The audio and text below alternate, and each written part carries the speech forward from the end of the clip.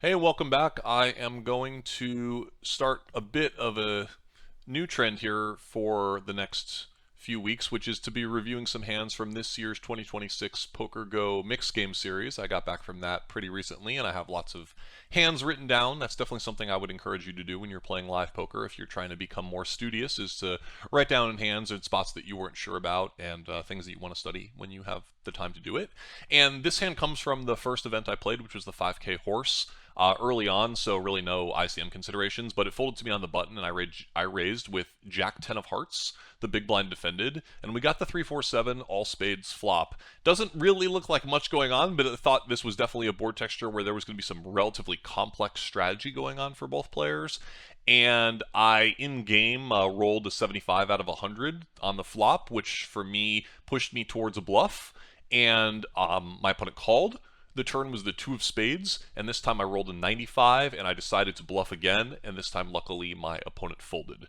We're going to go over the hand from both players' perspectives a little bit here and see if we can learn something using PioSolver to take a look at this 3-4-7 spade, spade, spade flop in a big blind versus button situation. So the first thing I note is that in my sims, I have the big blind almost always checking dark. I can rerun if the board is interesting, but these monotone boards are typically going to be ones where the big blind is going to play carefully.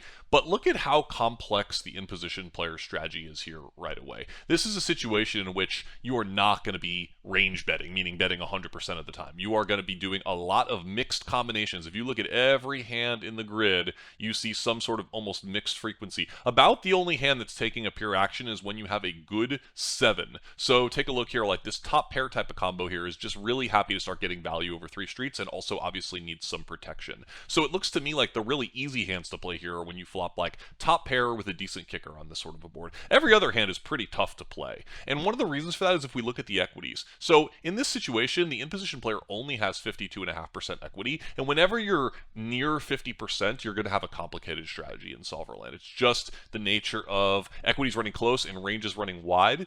And in limit hold'em on these sort of monotone flop textures, we're not going to have enough individual hand combinations to like always take one action with one type of hand and always take another action with a different hand, because the blocker effects are going to get to be too strong when there's only so many important cards on a three spade flop. So you will see a lot of mixing. One thing that I notice is if I filter for spade combinations, nope, neither player does too much slow playing, but both players will do a little bit of slow playing. So for example, the ace-5 nut flush here will definitely do some checking back on the flop, but overall, the big blinds, or the buttons flopped flushes are doing mostly betting.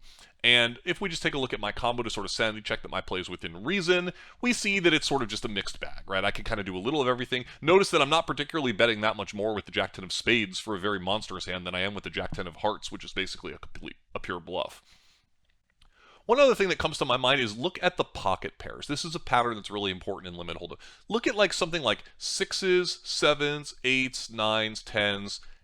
What are you seeing? These hands are almost all pure betting. 7s is slow playing, it's top set. But 8s, 9s, and 10s are close to pure bets. Why? They're the best hand. They need protection. They want to get an immediate fold from hands that have random equity against them. Notice that the betting percentage goes down when you move to the better pocket pairs. Jacks is only betting 59%, Queens 47, Kings 30, and Aces 25.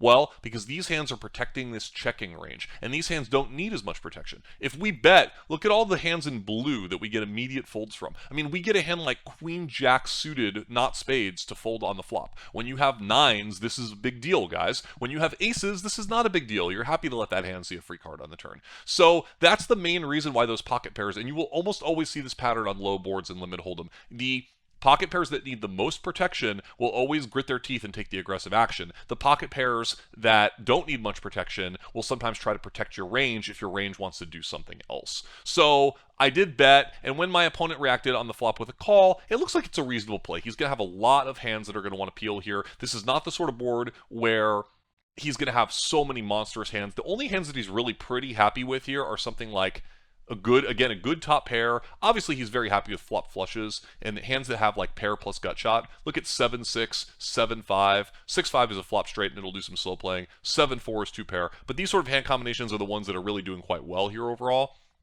But every other hand, again, he's playing fairly defensively and fairly mixed with a lot of folding. And if we look at his spade combinations, again, a little bit of slow playing from some flushes in his range, but not a ton. Just, enough to protect the range. And then a lot of semi-bluffing or betting for value with hands that do indeed have like a big spade. So he's obviously check raising for value with any hand that's like a 4 with a big spade, a 7 with a big spade. But he's also mixing in a lot of check raises with hands like Jack of Spades 2. And I mean, even hands like Ace of Spades Queen is check raising for some value here. So he's mixing those in. He does call here in game, and the 2 of spades came on the turn. We see basically no leading. Notice something that's interesting that happens here, though, because the in-position player didn't do a ton of slow playing, the out-of-position player didn't do a ton of slow playing, but did fold a lot. Well, what happens to the equities here? Interestingly, the out-of-position player is actually doing pretty bad on this card. I would have thought this would be a better card for the big blind than this. The 2 of spades doesn't seem like it would necessarily favor one player over the other, but it appears that this is actually a very, very good development for the in-position player. And what'll happen after the big blind checks? The in-position player now is betting 76% of the time. Remember, I only bet about half the time on the flop, so now I'm taking that stronger range and continuing to fire away on this turn. Let's just real quick sanity check if we'd gone check on the flop. Well, now we're seeing something different, right? Now we're representing the weaker part of our range, or we have the weaker part of our range. The big blind is doing a bunch of leading here, and even facing a check, the in-position player is again not doing very much betting. He is betting some hands, but much, much less. But when we go down the bet rabbit hole on the flop, then when the 2 of spades comes and we get checked to, it's a pretty good turn for us, and we get to go ahead and keep barreling. And look at all these hands that are basically close to pure betting. All these big card hands are basically either bluffing or have such a monstrous hand that they can bet 2 more times. So look at a hand like King Jack off. You notice that the King of Spades hands are all betting for value, the Jack of Spades hands are all betting for value, but the hands with no spade in them are all pure bluffing at this point, and very happy to do so on a 4 flush board. My hand also very happy to bluff. Jack 10 suited, basically close to a pure bluff in this situation. If we bet, we get many paired hands to fold. We get better ace highs to fold. We even start to make let's see, no 7 is folding, but certainly we're getting a 4 to fold a decent amount of the time, and we are starting to get folds from, obviously all sorts of ace highs. So, there is a lot of benefit to betting our unpaired hands in this situation where we have a pretty big nut advantage with all those high spades. So I did bet in game and I did get the fold, and I'm pretty happy to see that my play was reasonable in both instances.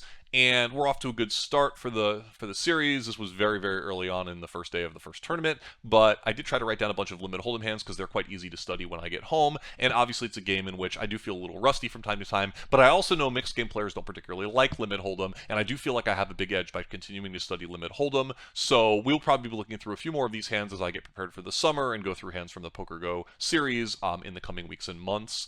Let me know what questions you have. Limit hold'em can be very challenging, and these sort of odd board textures are certainly ones in which trying to understand the patterns of what's going on can be very valuable and definitely not intuitive at all. So take a look at this, at the hand combinations from this video, and let me know what you think, and let's talk in the comments. See you guys on there. Thanks.